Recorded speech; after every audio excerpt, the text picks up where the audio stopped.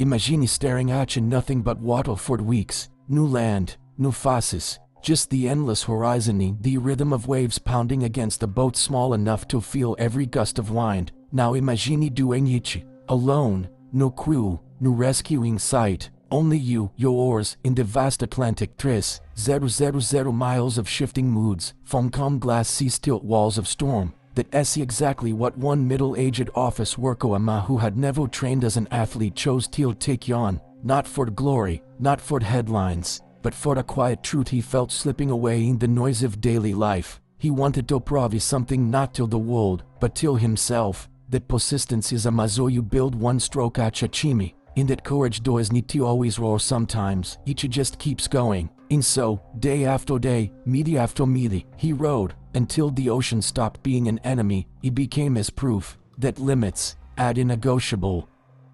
His name was John Mitchell. At 45, he was an accounts manager from Ohio. No sports trophies, no marathon medals, just the steady rhythm of office life, long hours, fast food lunches, evenings melting into the couch. He wasn't chasing adventure, he wasn't even chasing fitness. But one cold winter night, scrolling through the news, a headline stopped him. A man rose across the Atlantic, alone. John clicked. The story was simple, but it lit something inside him. If another human could endure 3,000 miles of wind, salt, and solitude, then maybe so could he. It wasn't logic. It wasn't about age or training. It was a quiet, stubborn whisper in his mind.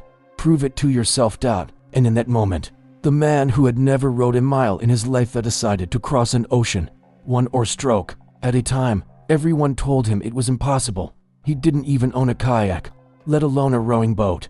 But John wasn't listening to their doubts. He was listening to that voice in his own head. He spent a year training, mornings before work, evenings after. First on a dusty indoor rowing machine at the local gym, then gliding across quiet lakes, learning the language of water. He devoured books on navigation, studied survival at sea, memorized weather patterns until the charts felt like second nature. Every skill was a brick in the wall he was building between himself and failure. Finally, he bought a 23-foot ocean rowing boat, bright orange, so rescue crews could spot him if it came to that. It was more than a vessel. It was a promise to himself. He named it Second Chance, because for John, this wasn't just a crossing. It was the line between the life he had and the life he was rowing toward. In early May, under a pale blue New York sky, John pushed off from the harbor. The air smelled of salt and diesel.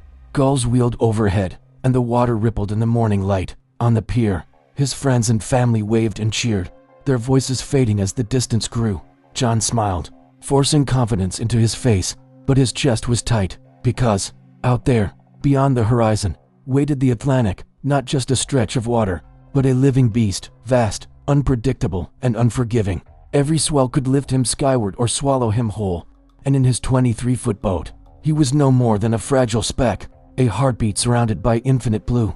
Still, he dipped the oars into the water, the first of a million strokes ahead, and with each pull, the harbor slipped away, and the ocean began. The first week tore him apart. Within days, his hands were raw, blisters splitting open until the oar handles were slick with blood and salt. Every wave sprayed cold seawater that soaked his clothes, clinging to his skin until the chill felt permanent. And the Atlantic's roll never stopped, turning his stomach inside out. He could barely keep food down, surviving on sips of water and stubborn will. Even the horizon mocked him, endless, unchanged, as if he were rowing on a treadmill built by nature. But the hardest battles came at night. No voices, no lights, just the creak of the boat and the deep, hollow breathing of the sea beneath him. It was just John, Second Chance, and a black sky scattered with stars, a reminder of how small he was, and how far he still had to go. ****. On day 19, the sky turned on him. Black clouds rolled in fast, swallowing the horizon until the world shrank to a churning circle of gray. The wind howled like a living thing, and waves rose like walls, towering, shifting, slamming into Second Chance with bone-rattling force. Each impact felt like the ocean was trying to tear the boat apart. John tied himself to the deck, not for comfort, but for survival. If he went overboard, there'd be no second try, no rescue, just silence. For 36 hours, he fought, bailing water until his arms burned, lashing down loose gear, and repairing a cracked oar in a half-light between lightning strikes. The sea threw everything it had at him. Spray that stung like needles, wind that snatched his breath, and darkness so complete it felt like being inside a storm's heartbeat. He prayed for dawn, counting the hours by the rhythm of the waves, willing the first hint of light to break the black. And when it finally came, it painted the ocean gold, calm, almost gentle, as if nothing had happened. John was bruised. He was exhausted.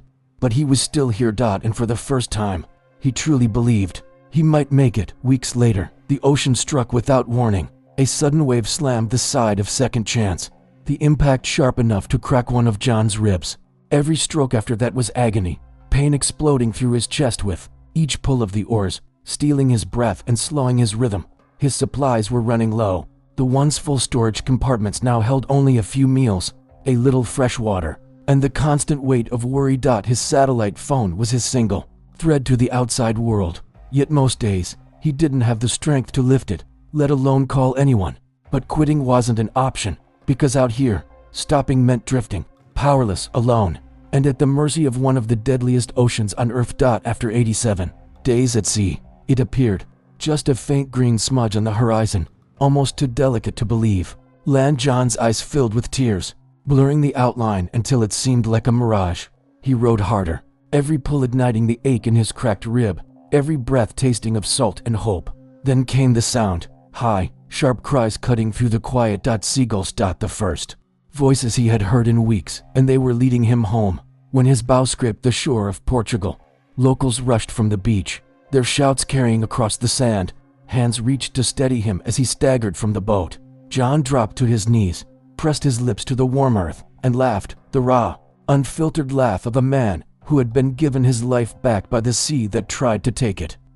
John Mitchell didn't row across the Atlantic because he was the fastest, or the strongest, or even the bravest. He did it because he refused to let his own limits decide who he could be. He started as an office worker from Ohio, no trophies, no athletic background, no history of adventure. But he had one thing the ocean understands, the will to keep going. John once said, "The ocean doesn't care who you are. It only respects persistence." And for 87 days, that persistence became his compass. Maybe your ocean isn't made of water.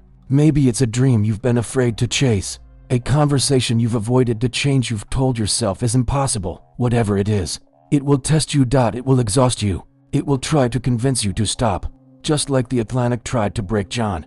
But picture him, in that tiny, orange boat, rowing stroke after stroke into a horizon he couldn't yet see, choosing movement over surrender. Because persistence beats limitations, not sometimes, not most of the time, but every single time.